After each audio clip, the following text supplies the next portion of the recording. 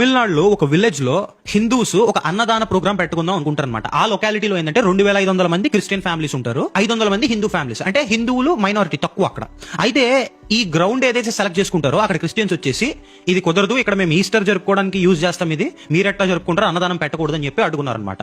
కోర్టుకి తీసుకెళ్తే కోర్టు ఏం చెప్పిందంటే జరుపుకుంటే అందరూ జరుపుకోండి, లేదా ఎవరు జరుపుకోకండి అని చెప్పింది అనమాట. Culturally we are Hindu country.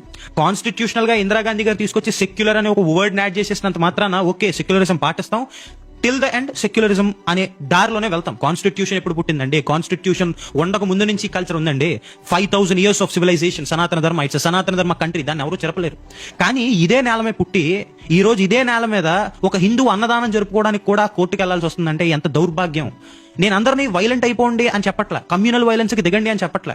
కానీ అక్కడ ఎందుకు ఈ ఇష్యూ వచ్చిందంటే యూనిటీ లేదు. వన్ వే సెక్యులరిజం ఎంత ఇదిగా మన కల్చర్ ని డిస్ట్రాయ్ చేస్తుందంటే ఈ రోజు మనం మాట్లాడాలి దీని గురించి. ఈ రోజు ఏ రిలీజియన్ మెజారిటీ ఉన్న దేశాల్లో, ఇస్లాం గానీ క్రిస్టియానిటీ గానీ మెజారిటీ ఉన్న దేశాల్లో ఒక దర్గా గానీ చర్చ్ గానీ కట్టడానికి ఎన్ని రోజులు వెయిట్ చేయాలండి? కల్చరల్లీ హిందూ కంట్రీలో ఉండి ఒక హిందువులుగా ఉండి వేల సంవత్సరాలు ఈ మతాలు పుట్టక ముందు నుంచి ఈ కల్చరల్ ఐడెంటిటీతో ఉన్న ఈ దేశంలో పుట్టి పెరిగి ఒక గుడి కట్టుకోవాలి, ఒక గుడి చేయాలి, ఒక అన్నదానం పెట్టాలంటే కోట్ల అంకలు తిరగాల్సి వస్తుంది. Which is not at all digestible. అరగట్లేదు అది వినడానికి కూడా. ఒక రామ మందిరం కట్టడానికి 30 సంవత్సరాలు పట్టింది మనకి. మిగిలిన ఎన్నో మందిరాలు ఇంకా తీసుకున్నవి, ఆక్రమించినవి తెచ్చుకోవాలంటే కోట్ల వెనకాల మనం తిరగాల్సి వస్తుంది. మన నేల మీద మన గుడులని తెచ్చుకోవడానికి మనం కోట్ల వెనకాల తిరగాల్సి వస్తుంది. ఇంతకు మించిన దౌర్భాగ్యం ఇంకేం ఉంటదండి అసలు? ఒక ఇస్లామిక్ నేషన్ లో, ఇస్లామిక్ కంట్రీలో ఇట్లాంటివి ఏమైనా జరుగుతాయండి?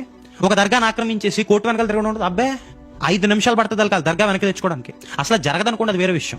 మన దేశంలో సెక్యులరిజం ఎక్కువైపోయింది కదా. సెక్యులర్ గా ఉండొద్దు అని చెప్పట్లే, కానీ మరి గుడ్డోళ్ళ ఉండకండి. ఒక ముస్లిం తన ఇస్లాం విషయానికి వచ్చేసరికి స్ట్రాంగ్ గా నిలబడగలడు, ఒక క్రిస్టియన్ తన క్రిస్టియానిటీ విషయానికి వచ్చేసరికి స్ట్రాంగ్ గా నిలబడగలడు, కానీ ఒక హిందూ నిలబడలేకపోతున్నాడు. సెక్యులరిజం అంటున్నాడు. అంటే మన వైపే వచ్చేసరికి ఎందుకంటే సెక్యులరిజం, నీ ఇంటికి వచ్చేసరికి ఎందుకంటే సమానత్వం? వేరే వాళ్ళ ఇల్లు వాళ్ళు చూసుకోవచ్చు, కానీ నా ఇల్లు కూల్చే టైంకి నేను సమానత్వం పాటించాలంటే అది ఎక్కడ సమానత్వం అండి? అది సమానత్వమే కాదు. అది ఇప్పటికన్నా speak about it. Communal violence వద్దు, ఎవరి మీద వైలెంట్ అవ్వకండి. అందరూ అలా ఉన్నారు అనట్లే. ముస్లిమ్స్ లో, క్రిస్టియన్స్ లో మంచి వాళ్ళు కూడా ఉన్నారు, దేశానికి బాగుపడే పనులు చేసే వాళ్ళు కూడా ఉన్నారు. Let's acknowledge them, let's respect them. కానీ మన కల్చర్ ని కాపాడుకునే హక్కు కూడా మనకుంది, బాధ్యత మనకుంది. జై హింద్, జై శ్రీరామ్.